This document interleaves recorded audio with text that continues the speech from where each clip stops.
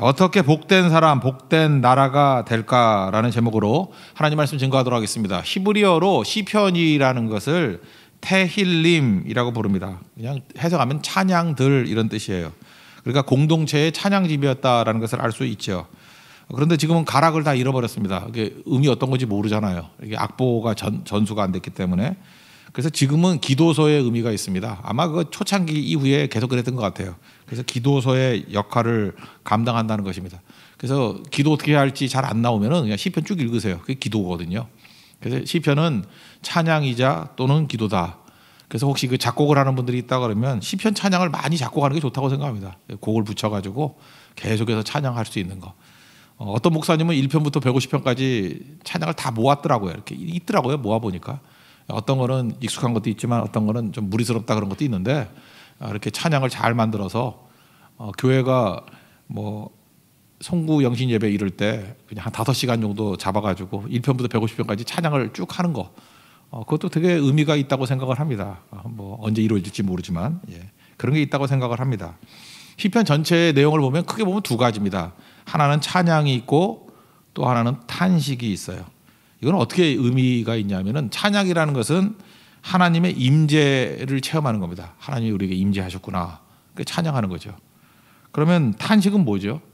하나님의 부재 체험이에요. 하나님이 안 느껴지네 이런 거죠. 그러니까 하나님의 임재 체험이라는 건 뭐냐면 예를 들어서 기쁠 때도 있고요. 슬플 때도 있고 감사할 때도 있고 옆에 있어도 슬플 수 있죠. 그게 임재 체험이에요. 하나님 옆에 계시는데 기쁩니다. 옆에 계신데 왜 이렇게 안 도와주시나 그래서 슬픕니다. 뭐 감사합니다. 이런 게 임재 체험이고요. 그게 찬양이에요. 반면에 탄식은 뭐냐 하면은 아예 없는 거죠. 아예 없다고 느껴지는 거죠. 그러니까 여러분들 결혼하신 여자분들 그런 거 있지 않습니까? 보통 남편을 왼수라고 부르는 분들 많이 있잖아요. 남편이 있어도 슬플 수 있죠. 그 찬양이에요. 임재는 하는데 슬픈 거예요. 탄식은 뭐죠? 아예 없는 거예요. 주님 외로워 죽겠습니다. 나 언제 결혼하지? 이런 게 탄식이라고요. 그러니까 부재 체험. 근데 부재할 리는 없죠. 하나님이 부재하자고 하다고 내가 느낄 뿐이지요.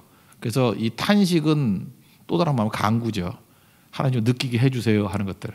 시편 전체는 이 찬양시와 탄식시 이렇게 나눌 수 있다. 그 탄식에서 제일 많이 나오는 말은 뭐 어찌하여 뭐 언제까지 뭐 이런 게 되게 많이 나옵니다. 탄식. 이렇게 나눌 수 있다는 것입니다. 시편은 150편으로 되어 있는데 총 5권으로 되어 있습니다. 5권. 이 구조는 모세 5경 구조예요. 창세기, 출애굽기, 레위기, 민수기, 신명기. 5경 구조입니다. 그래서 시편을 읽을 때고 시작되는 권이 시작되는 걸 외우는 게 좋아요. 1편, 그다음에 42편, 그다음에 73편, 그다음에 모세시죠 90편, 그리고 107편. 5개 외우는 거니까 이게 권 시작하는 데예요. 1편, 42편, 73편, 90편, 107편. 이거 어떻게 외우냐? 모르겠어요. 한번 읽으면 다 외워지지 않아요? 잊어버리려도 잊어버리기 힘든데. 이렇게 외워두면 돼요. 이렇게 5권이라고요. 5권은 어떤 구조로 되어 있냐면 특별히 1권 봐야 되니까 1편부터 40이니까 41편까지가 1권일 거 아니에요.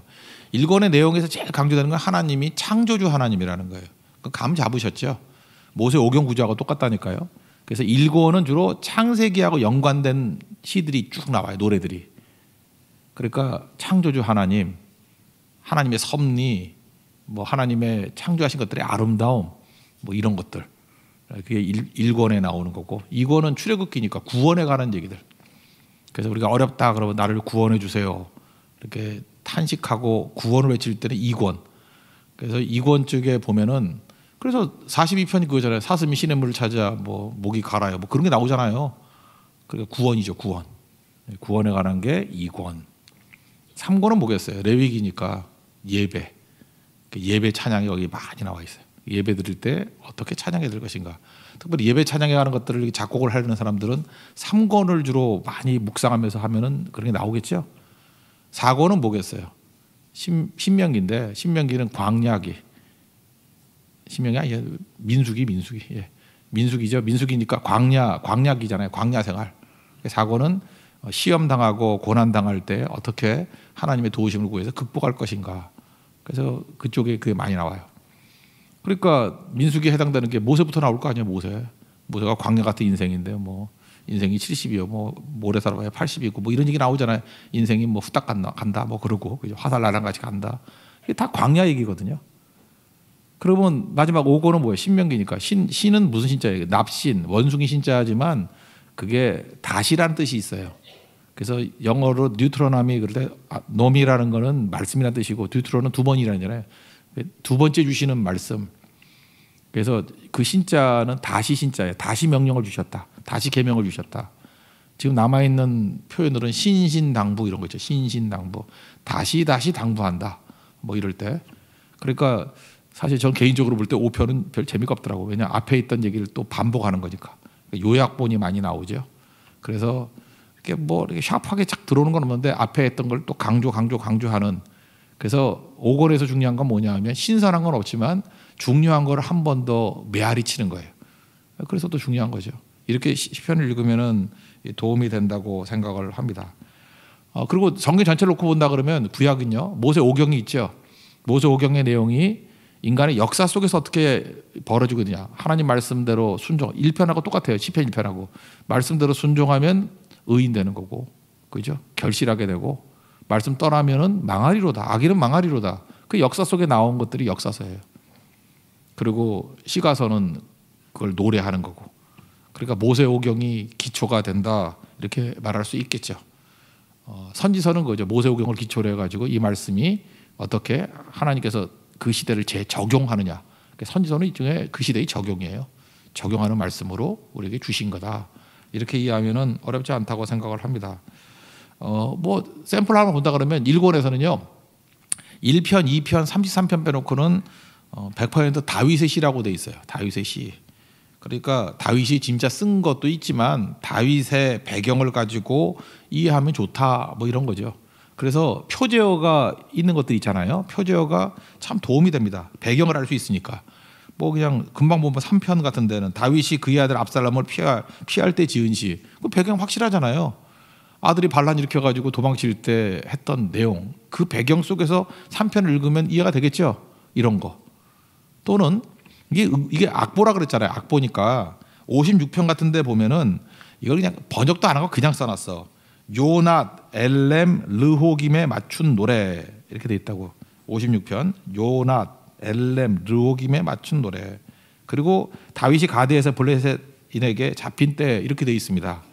근데 이게 이제 히브리어거든요. 요낫, 엘렘, 르호김. 무슨 뜻이냐면은 먼 느티나무 위에 비둘기 한 마리 그런 뜻이에요. 그러니까 이거 감 잡았어요? 어떻게 해야 돼요? 조금 전에도 조금 마음에 안 들었는데 힘들고 지쳐 뭐 이거 찬양했잖아요. 근데 뭐가 이렇게 신났는지 힘들고 지치게 신난가 봐 우리 찬양팀은 막 이렇게 쿵짝쿵짝 이렇게 나가는 것 같아.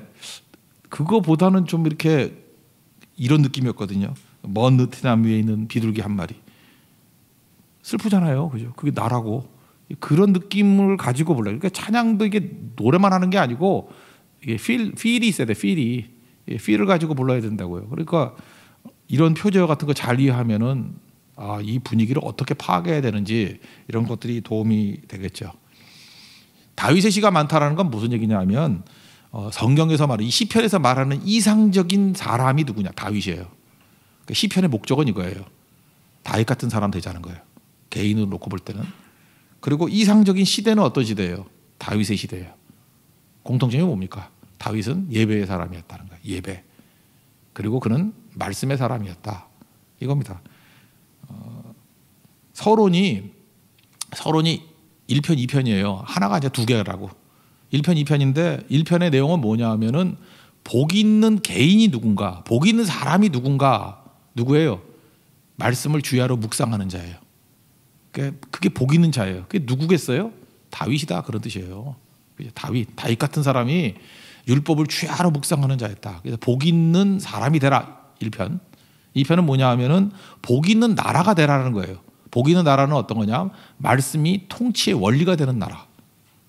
여기서 이 나라라는 건 공동체가 될 수 있으니까 뭐 직장, 뭐 일터, 뭐 여러분들 가정 다 될 수 있는 거죠. 공동체. 그러니까 말씀이 통치 원리가 되는 나라 만들라. 이게 1편, 2편이에요. 그러니까 다 핵심은 뭐예요? 말씀. 말씀. 말씀이 중심이 된 게 또 확대한다면 예배. 우리 눈에 보이는 기준은 다윗. 다 살폈네요. 이제 한번 보겠습니다. 1편입니다. 복이는 개인의 특징은 뭐냐? 율법을 말씀을 주야로 묵상하는 자다. 어떻게 해요? 율법을 즐거워하고 주야로 묵상하는 자다. 그러니까 우리 욥기에서도 배웠죠. 자기 생각으로 인생을 정리하면 망해요. 그런데 하나님 말씀으로 인생을 정리하면은 그게 진짜 믿음이라고. 그러니까 지금 시편은 더 명확하게 얘기해 주는 게 후대니까, 그죠? 이거는 완전히 말씀으로 정리된 인생을 살라. 그래서 복이 있다. 복이 뭐예요? 축복이라 그랬죠. 복. 구약에는 복이라고 그러고 신약에 뭐예요? 은혜죠. 복 있는 자는 은혜로 사는 사람. 은혜로 사는 사람의 핵심이 뭐예요? 말씀으로 사는 사람. 그런 사람을 의인이라 그런다. 이제 얼마든지 말할 수 있죠. 구약에는 뭐라 그래요? 복 있는 사람이라 한다. 축복받은 사람. 신약에서는 은혜 받은 사람이라 그런다. 그 다음에 이걸 다 통하는 말씀은 내용은 말씀으로 사는 사람이라 그런다. 이거를 시편의 용어로는 뭐라 그래요? 의인이라 그런다. 이 의인이라는 용어를 로마서에도 차용했죠. 그래서 믿음으로 의인 된다 그러잖아요. 이신칭의. 다 같은 얘기라고요. 내 안에 선한 것이 없고 위로부터 받아야 되는 거다. 이게 의인이고 복된 자고 은혜의 사람이고 말씀의 사람이다. 반대 개념은 뭐예요? 복 있는 자의 반대니까 복 없는 자지 뭐, 망하는 자. 그러니까 이 사람 특징은 뭐예요? 은혜를 거절하고 그 다음에 말씀을 안 살고 뭐로 살아요? 지 생각으로 살고 자기 힘으로 살아요. 마지막은 망해요. 의인은 결실, 열매 맺는 거예요. 근데 여기 열매를 못 맺고 불 속에 들어가요. 좋다라는 얘기가 뭐라 해요? 좋은 거, 좋은 땅 그럴 때는 30배, 60배, 100배 결실하는 땅이죠. 그러니까 성경이 좋다, 토브라고 얘기할 때는 항상 좋다라는 건 열매가 있는 거예요. 열매가 있는 거. 시냇가에 심은 나무잖아요. 열매가 있는 거. 좋다라는 거예요. 여러분 좋은 사람 그러면 반드시 열매가 있는 사람이에요. 나쁜 사람 그러면 열매 없는 사람이에요. 그 알곡과 가라지 볼 때 알곡만 거두고 열매 거두고 나머지는 기타 등등이죠. 세지도 않아요. 그냥 불에 집어넣는다는 거예요. 그러니까 그런 인생 살면 안 되겠죠.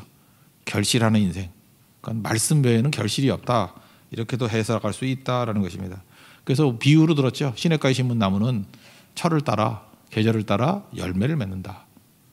반면에 바람에 나는 겨가 그랬잖아요. 이거는 뭐 바람에 날아가기도 하지만 이게 불에 들어간다는 거예요. 다 버리는 거다. 이런 뜻이라는 것입니다. 한 가지 더 묵상 그러면 묵상은 동물이 이렇게 자기 먹이를 잡고 너무 좋아서 이렇게 희죽희죽 웃으면서 막 핥고 있는 모습이에요. 그러니까 말씀을 한 번 듣고 지나가는 게 아니라 말씀이 너무너무 좋아서 또 읽고 또 읽고 또 읽고. 근데 묵상하는 자가 되는데 성경책도 안 들고 다니고 휴대폰이나 꺼내서 맨날 보고 하는 게 묵상이에요. 이게 휘발성이 얼마나 강해요. 그죠? 묵상하는 자는 아니에요. 적어도 그거는 뭐 휴대폰에 그 프로그램 깔아놓은 자지. 그건 아무것도 아니라는 것입니다. 그러니까 묵상하는 자들이 되십시오. 제일 좋은 묵상은 뭐 암송도 되는데 뭐 암송도 좋지만 그 말씀을 이렇게 씹어 먹는 거예요. 되새김질하면서 계속해서 말씀이 머물러 있게 만드는 거. 그게 묵상이라는 것입니다. 1절부터 6절까지 1편 한번 읽겠습니다. 시작. 복 있는 사람은 악인의 꾀를 따르지 아니하며 죄인들의 길에 서지 아니하며 오만한 자들의 자리에 앉지 아니하고 오직 여호와의 율법을 즐거워하여 그의 율법을 주야로 묵상하는도다. 그는 시냇가에 심은 나무가 철을 따라 열매를 맺으며 그 잎사귀가 마르지 아니함 같으니 그가 하는 모든 일이 다 형통하리로다. 악인들은 그렇지 아니하며 오직 바람에 나는 겨와 같도다. 그러므로 악인들은 심판을 견디지 못하며 죄인들이 의인들의 모임에 들지 못하리로다. 무릇 의인들의 길은 여호와께서 인정하시나 악인들의 길은 망하리로다. 여기 악인, 뭐 죄인, 오만한 자 다 특징이 의도적으로 하나님을 거역하는 거예요. 근데 신앙은 선택이죠.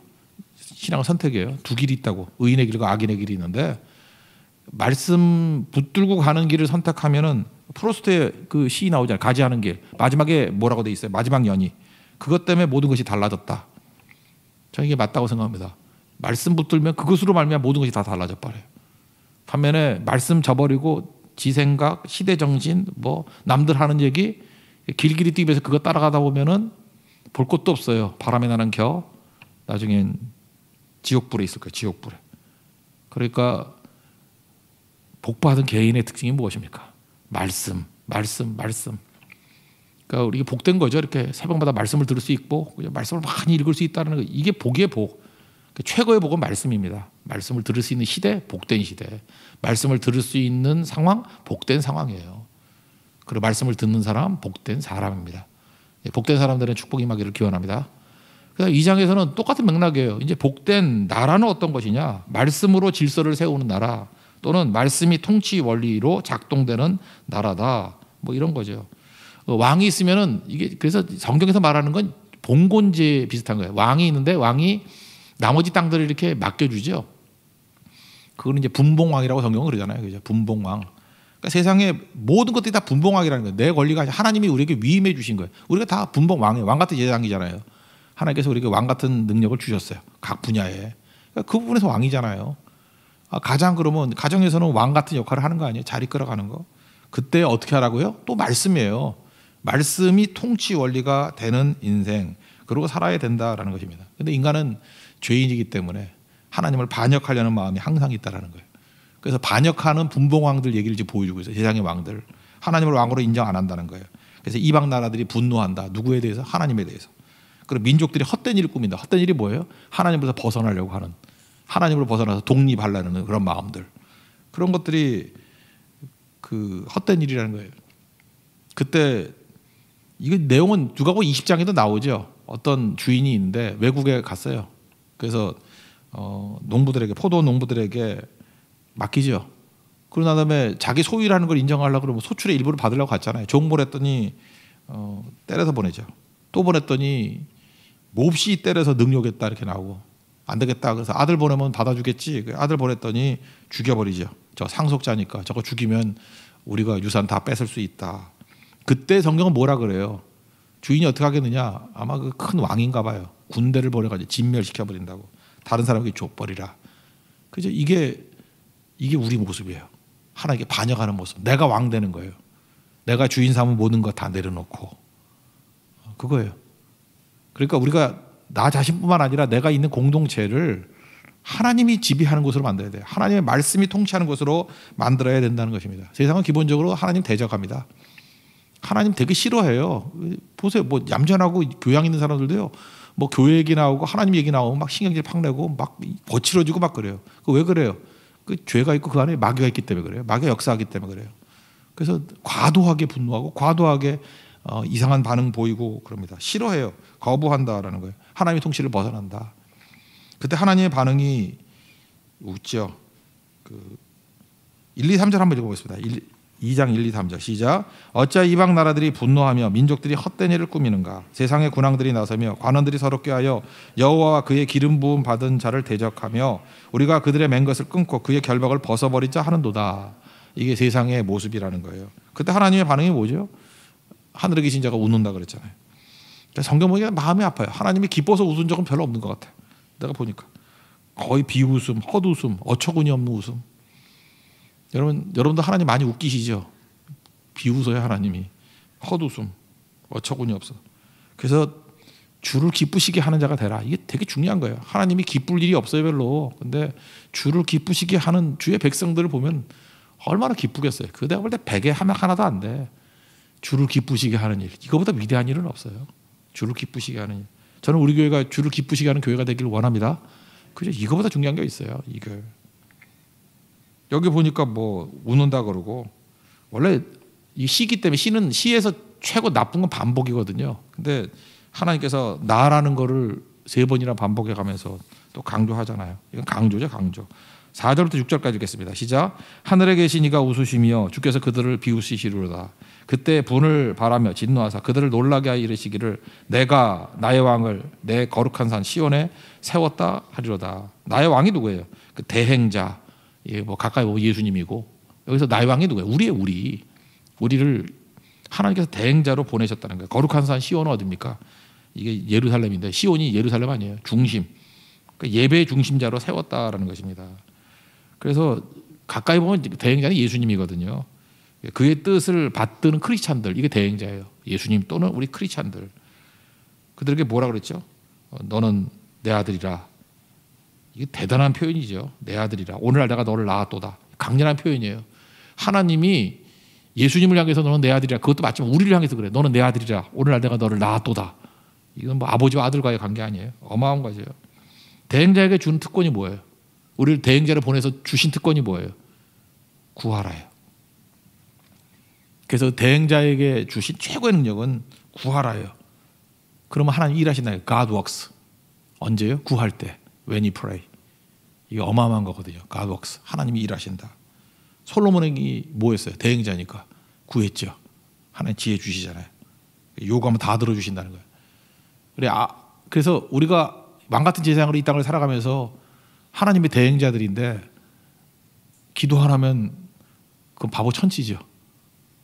구하면 주시는데, 그죠? 대행자들 해야 될 일이 뭐예요? 구하는 거예요. 구하는 거. 뭘 선물로 줘요? 이방을 선물로 준대요. 철장으로 다스리게 만드는 뭐냐면 악한 마귀의 세력들을 다 물리쳐 버린다는 거예요. 그러니까 뱀과 정갈을 밟으면 원수의 모든 능력을 제어할 권세를 주셨다. 누가 보면 10장 17절 그런 말씀이에요. 그러니까 지혜도 주시고 능력도 주시고 승리도 주시고 우리가 뭐예요? 대행자이기 때문에 구하십시오. 7절부터 9절까지 읽겠습니다. 시작.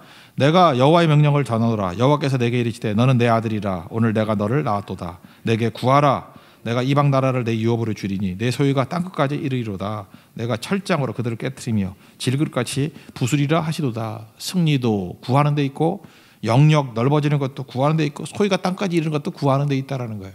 대행자는 뭘 해야 돼요? 구하는 거. 그거 아니면 안 된다라는 거죠. 그러면 뭐 그 다음에 뭐 지혜도 주신다 그런 거죠. 또 나머지 세 절에는 지혜 주신다, 섬긴다, 그러니까 예배자가 되게 만드신다. 그리고 우리 예수님과 깊은 입맞추라니까 깊은 교제를 나누라. 뭐 이런 얘기가 또 나옵니다. 10절부터 12절까지 읽겠습니다. 시작. 그런즉 군왕들아 너희는 지혜를 얻으며 세상의 재판장들아 너희는 교훈을 받을지어다. 여호와를 경외함으로 섬기고 떨며 즐거워할지어다. 그의 아들에게 입맞추라. 그렇지 아니하면 진노하심으로 너희가 길에서 망하리니 그의 진노가 급하심이라. 여호와께 피하는 모든 사람은 다 복이 있도다. 그러니까 요약하면 뭐예요? 우리가 대행자를 부르심을 입었으니까 우리 하나님 백성들이 크리스천들이 해야 될 일이 뭐냐면 개인적으로는 말씀을 주야로 묵상하는 자가 되는 복된 자가 돼야 되고 또 하나는 뭐예요? 우리가 가는 곳마다 영향력을 있을 때 대행자로 갔잖아요. 구하는 걸 통해서 지혜도 얻고 능력도 얻고 승리도 다 얻어서 결국은 말씀이 통치하는 말씀의 원리가 통치되는 작동되는 그런 곳을 만들라는 거예요. 사명이죠. 믿습니까? 그게 서론이에요. 서시. 이 얘기를 이제 하나씩 해나가는 거예요. 그래서 1편, 2편은 이게 뭉뚱그려 같이 있는 거예요. 그래서 1절에도 복 있는 자, 복으로 시작했죠. 마지막에 또 뭐래서 복이 있도다. 복에서 복으로 끝나요. 그래서 이게 원래 하나의 시였다라고 말하는 사람도 있을 정도라는 것입니다. 우리 새해마다 믿지 않는 사람들 맨날 뭐 새해 복 많이 받으세요 그러잖아. 근데 그 말을 우리 크리스찬들은 좀 달리 말하는 게 좋은 것 같아요. 복되게 사세요. 이게 맞아요. 복되게 사세요. 존재의 존재. 복되게 사는 길이 뭐예요? 말씀 묵상하는 거. 말씀이 내 인생에 녹는 거예요. 복되게 사는 게 뭐예요? 내가 영향력을 미칠 수 있는 대행자로 서 있는 곳에서 말씀이 통치 원리가 되게 만드는 것. 그거예요. 율법의 총 핵심이 뭐라 그랬어요? 10계명의 요약을 하면 율법을 요약하면 뭐라 그랬어요? 두 가지라 그랬죠? 가난한 자가 없게 하라. 억울한 자가 없게 하라. 가난한 자가 없게 하라라는 것을 요약하면 신약에서는 사랑이라 그러고 억울한 자가 없게 하라 이걸 공의라 그래요. 이게 말씀의 원리가 작동되게 만드는 일이라고요. 그래서 적어도 교회도 그렇고 성도들이 가는 곳마다 어떤 곳을 만들어야 됩니까? 사람 함부로 대하지 못하게 만들어야 돼요. 그죠? 그 사랑 아니에요. 뭐 사람을 왜 무시해 함부로. 돈 없다고 무시하고 못 배웠다고 무시하고 외국이라고 무시하고 이거는 하나님의 악한 일이라고. 그러니까 말씀의 원리가 작동하기 위해서는 함부로 사람 대하면 안 되고 또 하나는 뭐예요? 억울한 자, 약자 보호해줘야 되고 억울한 자 없게 만드는 거예요. 억울하다는 건 뭐예요? 특권이 있는 거죠. 뭐 자기 보면 자기 편들은 잘 되는 거에 대해서 뭐 당연하게 이거 뭐 안 되는 걸 억울해하고 하는데 그게 아니에요. 누구든 억울하면 안 돼요. 억울하면 공평무사하게 할 수 있는 일들. 그게 말씀이 작동하는 나라. 저는 1편과 2편이 우리에게 목표가 되기를 원합니다. 이렇게 했던 사람이 다윗이고요. 이렇게 했던 시대가 다윗 시대예요. 그래서 모델이 뭐예요? 다윗. 그래서 다윗 왕국을 얘기하잖아요. 우리 교회 안에서도 성경이 말하는 이런 아름다운 모습들이 이루어지는 하나님의 거룩한 교회 되기를 축원합니다. 예, 자리에서 일어나겠습니다. 기도를 멈추지 마라 찬양하겠습니다.